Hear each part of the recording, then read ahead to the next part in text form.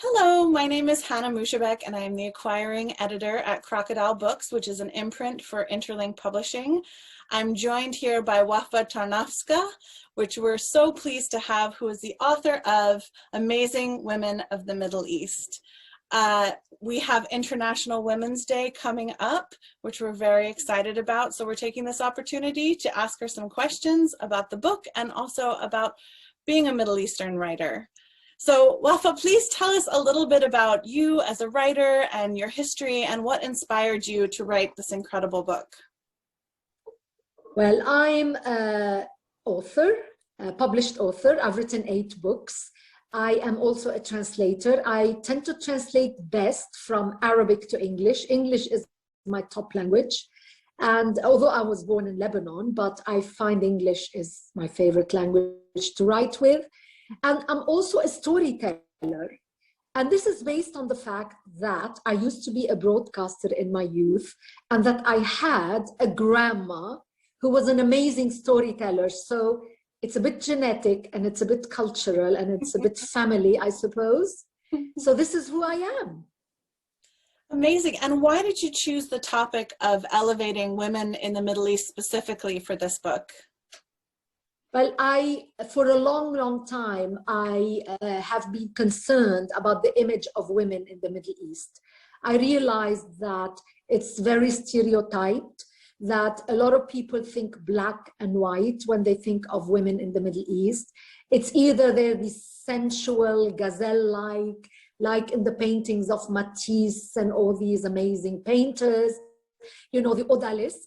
So this is one image. The other image is the woman with a hijab, very, very covered and only maybe her eyes showing, and people wondering whether this woman was able to do whatever she wanted to do. So these two extremes, I thought, had to be addressed.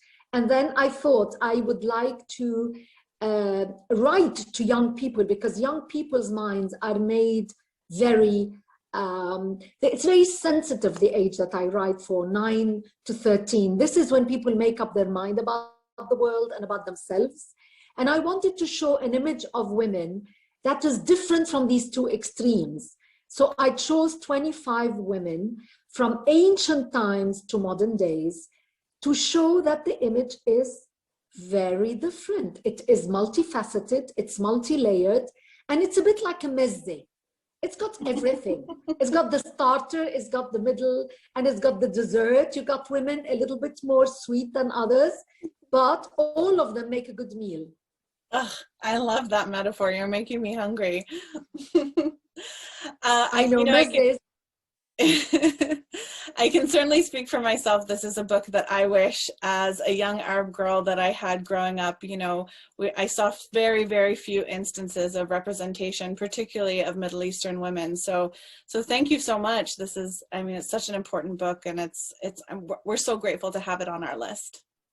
I'm very grateful to have you as my publishers, you and Piku. I'm like in heaven with 2 wonderful publishers who believed in that vision. So yeah, I mean, I'm really excited about the book because honestly, it's more than 25. You could have put 50 easy. It was really difficult to actually choose the 25 because there was so much I could have chosen. At the end, we ended up choosing women who do different professions. So instead of all of them being activists or political figures or kings, or queens, we chose them to be from ice skater to jewelry maker to writer to translator. So people who actually represent women in real life, you know. So that's another feature of the book, which is, I think, is more interesting than usually other books talking about heroines or heroes. Absolutely. So we're coming up on Women's History Month. We have International Women's Day coming up. Can you speak a little bit about why these events are important to you, why you think they're important that they're taught in schools and featured by media? I think International Day, Women's Day is hugely important because, and it's been observed for now 100 years, it's because I think people have to realize that up till now, the balance of power hasn't been very, very conducive to equality. And I think by reminding ourselves every year that women are important in our lives, and I'm not just talking about famous women, I'm talking about your mothers, about your sisters, about your best friends. I mean, these are as important. Teachers, oh my God, teachers and nurses nowadays. I mean, these women who have been working non-stop teaching kids online, nurses who have been on the front line of the COVID. I mean, what not to celebrate? These are holding the society together. And, you know, I come from, when I was a young girl, I experienced war in my country. And I noticed, even at a young age, that it was the women who were holding the society together, because the men were out fighting and the women were in teaching the kids, cooking, holding the house together. So, you know, we need to remember that, not just once a year. We need to remember that at school. We need to remember that in the media. And more, it is happening, but it's long due. That's my opinion. Love that. Can you tell us a little bit more? There's 25 different women featured in the book. Could you tell us a little bit more about some of the heroes that you want people to know about? I think there are some, Nefertiti, that people have heard about in media, but maybe some of the ones that you think, particularly for our American readers, they may not have heard about yet, but you think are really important. They're all important, but I mean, I love, for instance, this American Iranian lady, Anousheh Ansari, who was the first woman to go and orbit space as a space tourist. I mean, wow. You know, she believed, she wanted it and she did it. I mean, she's an engineer, but she worked for it, she trained, she orbited, and she did the research when she was out in space. I mean, for me, she's hugely inspiring because I love stars. I love to look at the sky, at the moon. I mean, I would love to have her guts and her courage and her endurance to be able to do this. And she's American, Iranian, and she was born in Iran. She came to America as a child. So she, for me, is an amazing role model of, first of all, people who do well in their country of adoption, and also people who still have the bridge between East and West. She maintains that bridge. I like that very much. So she's definitely one of my favorites. I love Amal Clooney, believe it or not just because she's married to George.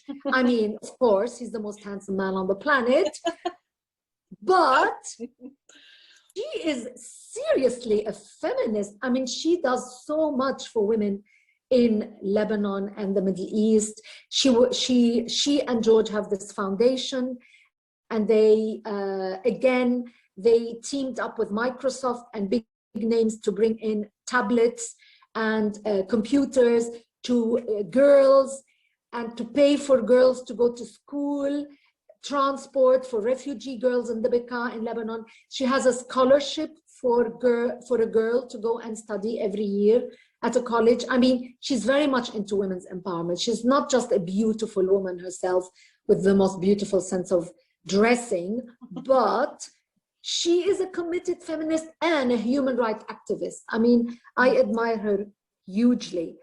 Another one which I love very much is Zahra Lari. I mean, she's this young Emirati, she's probably the youngest in the women. She's this young Emirati girl who wanted to do ice skating. And she still wears the hijab. And she, at the beginning when she was competing, she was penalized for wearing the hijab, but she managed to appeal to the committees and to explain why she needs to wear the hijab, and they accepted it. And now you're allowed to compete as a Muslim woman with a hijab. And now Nike has these very fancy hijabs for sports women. So she changed history by doing this. And also to have ice skating in the middle of a desert. I mean, wow, there is no ice in the desert. I mean, it's all artificial, but to wake up early in the morning, to practice at 4:30 in the morning, then go to school because she's passionate about it. I mean, every one of these women is amazingly passionate, determined, and believes in their vision, and that's why I like them all. They're all like my children. I love them all. That's so incredible. I honestly hadn't heard of those. And I think particularly as an Arab American, we're always on the hunt for the next Arab who's, you know, achieving a lot of things so that we can claim them as our own. You know, if any Arab wins an Oscar or wins a National Peace Prize, you know, I think it fills us all with a sense of pride. So you have given us a book full of people to brag about. So I appreciate that. You talked a little bit about, you know, how important it is for young girls who are Middle Eastern to see these women as role models. Can you talk a little bit about the importance of bringing a book like this to children who are not Middle Eastern, who maybe never met someone who is Arab or Middle Eastern before? Well, look, a hero is a hero. It doesn't matter. I mean, for instance, when I was a little girl, I don't know, it's not at all your generation, but probably your parents' generation. I used to love A Dream of Jeannie. There was this really, really very popular series in America in which this very, very clever woman, she was a genie, and she came to live with this completely straight American. So I love that. Why? Because it's definitely very much influenced by the Arabian Nights. I mean, the genie is an Arabian Night invention. And, you know, I had rewritten the Arabian Night from a feminist point of view. So, but what I'm trying to say is that even a very straightforward American series has borrowed from that culture. So the Middle Eastern culture has permeated a lot into the Western culture. I mean, hugely. So it is of interest to everybody who wants to be cultured. I mean, an amazing woman is an amazing woman. And I loved the genie in The Dream of Jeannie because, first of all, she didn't do the housework. She just did tick, and then everything was done. Tick, tick, tick, tick. I hate housework. So, you know, having everything done for you with a click of a finger, I love that. And then she was incredibly funny, incredibly sexy. I mean, but the personage, the character was completely taken from the Arabian Nights and completely adopted by American society. And it was a huge bestseller of a series. I mean, I don't know if you've seen. I've heard of that. Yeah. I loved it. I absolutely loved it. So, you know, there's not really East and West anymore for young people. They are very international with the advent of, you know, social media, of internet. I mean, they're way more open than we were. They're less insular. Yeah. I mean, there is a general culture. Like everybody wears the same, whether in the Middle East or in the US, they all wear T-shirts. Yeah. They all wear these baseball caps. So, you know, there are international things. So I think it will appeal to every audience and to every parent and teacher who wants to provide good role models, female role models, even to the boys. It's nice to have intelligent women because, again, the media tends to objectify women and to make women just because they are beautiful, with a beautiful shape. But that's not what is about women, just their beauty. So redressing the balance again. I just think it is a very wide appeal book. You mentioned in a previous question about, you know, the inspiration that we take from the important women in our lives, not just celebrities. Is there someone that in your life when you were growing up who was really important that you could share a little bit about them with us? Yes, I shared in the introduction how important my mother was for me. Look, I did not get on with my mother when I was a teenager because she was a very strong woman and I was a very willful young girl, of course, you know. So we had our clashes. But now in retrospect, when I see her life, and she died very young, and so I didn't really get to know her as an adult. But when I see her life in retrospect, I am full of admiration for my mom because she started this girls' school it was not just any girls' school, it was a vocational girls' school. So she was teaching girls how to be self-sufficient, and not necessarily by going to uni or working in a high-powered job. She believed that every woman could look after her family financially if she needed, from being a cook to being a secretary to being a dressmaker to being, I mean, she taught all these amazing vocations for girls, and it was a very, very successful school. She started off when I was a child. I think she had 5 students, and by the time she died 25 years later, after the school was established, she had 500, which is quite a big size for Lebanon. And she went to lecture all over the Middle East about the right for vocational education and the importance of vocational education.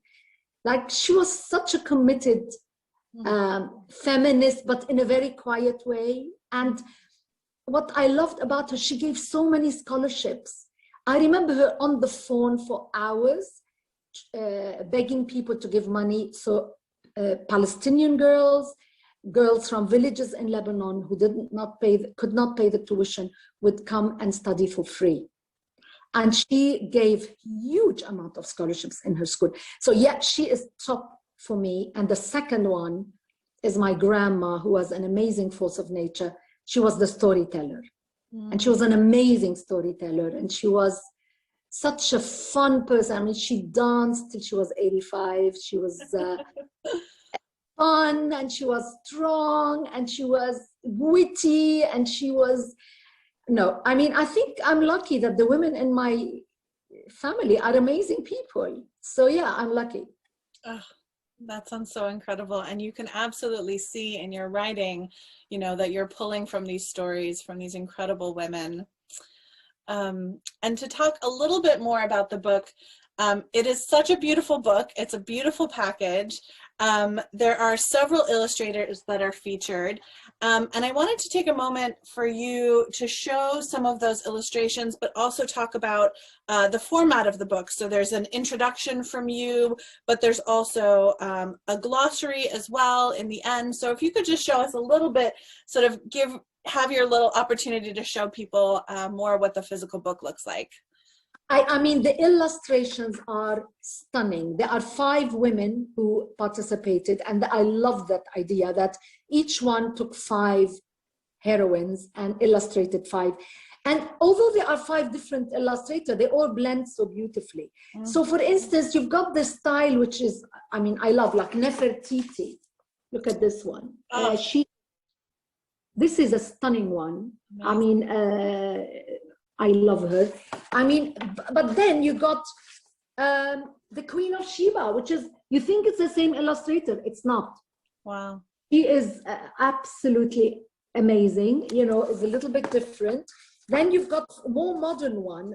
We've got Christelle, who is, she did Fayrouz, whom I love very much. She did Hambara Salam al-Khalidi.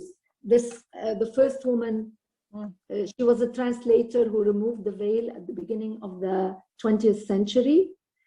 And Fayrouz, of course, this amazing singing diva who is actually now in an exhibition in France in the Institut du Monde Arabe, together with other famous Arab divas. But she's in there, and she's in here. And this is another one. Oh, stunning. So each basically heroine, you've got an introduction, and then you've got an illustration, and then after that you've got the story. But the introduction kind of sets the heroine in a little frame, and so to prepare you to want to read more about her.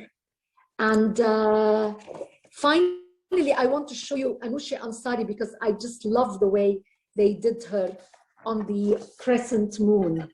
Oh, I love that. Amazing. Yeah, she's fun on the crescent moon. And yeah, she's also at the front of your book. And I mean, every single, here, you can see it on top to the left. I mean, Amal Clooney is done brilliantly. I mean, you recognize her. Mm, mm. Amazing. You know? Yeah. So yeah, I think it's a lovely format. I mean, the colors are beautiful. It's very bright colors. You've got reds and you've got oranges and you've got yellows and blues and green. So it's very attractive and it's not too big. I mean, it's really the right size so people can, this is the British cover. That's right. And so, you know, it's a lovely size and everything in it it says, buy me, I'm thinking. Amazing. Well, before we wrap up, I just wanted to see if there are any sort of fun facts that you learned in researching these women that you wanted to share with our viewers, anything that sort of stood out to you in the process. The funnest fact I found was they all spoke many languages. So I was wondering whether this had to do with building new synapses in your brain. I mean, I'm a linguist myself. I speak 5 languages, but I mean, some better than others, but 3 really well and 2 less well. I mean, I speak Polish because my husband's Polish, but, and I'm learning Italian to keep my brain ticking. But all of them, if you read, they spoke many languages. I mean, Cleopatra, she spoke ancient Egyptian, which wasn't the language of royalty in those days, because she came from a Greek origin. And so at home, they spoke Greek, but she decided she was going to learn ancient Egyptian to talk to her people. And every one of them spoke languages in order to communicate with their audience, or with her people. So that is definitely one. And then I think the other one, of course, is curiosity. None of them just takes no for an answer. If it's a no, they are curious to know why it's a no, and to go beyond the no and to find a solution for the no. They had that curious, determined mind, which I found incredibly appealing, you know. So you don't take no for an answer either. I actually do tend to be a little bit stubborn, according to my husband of many years. He says to me, that you see that chin, he says, that's the sign of a very stubborn person who doesn't give up. I know. I am a determined person. I don't know. I have a vision and I like to stick by it. So yeah, definitely speaking languages and not taking no for an answer is very much a feature of these women. And of course, these women are fun. None of them is boring. I'd like to invite them all to dinner. You know, it'd be an amazing party, I think, you know. Yeah. None of them is boring, not for a minute. These are, I think, the 3 features, I would say. I mean, you know, they all overcame adversity, they all made mistakes, they all had high aims, but that's to be expected of heroines. But I think the other 3 points are less expected. I love that. I think that's so incredible when you're researching, you know, everything from scientists to artists, singers, that they have that unifying feature throughout. I think that's really incredible. It makes me want to learn some more languages. Of course, the humanity. We are all humans. We're all children of God. We're all equal. There is more that unites us than there is that divides us. That is definitely, the more I mature, the more I read and the more I advance in my writing, the more I see similarities rather than differences. I mean, our humanity is what is the most important thing to remember. And that unites us all. I love that. I love that. All right. Well, before we let you go, there are always folks out there who are interested in writing books for themselves. We might have some young listeners who are also interested in writing. So do you have any quick tips that you can give to folks who are interested in writing children's books or adult books or storytelling in general?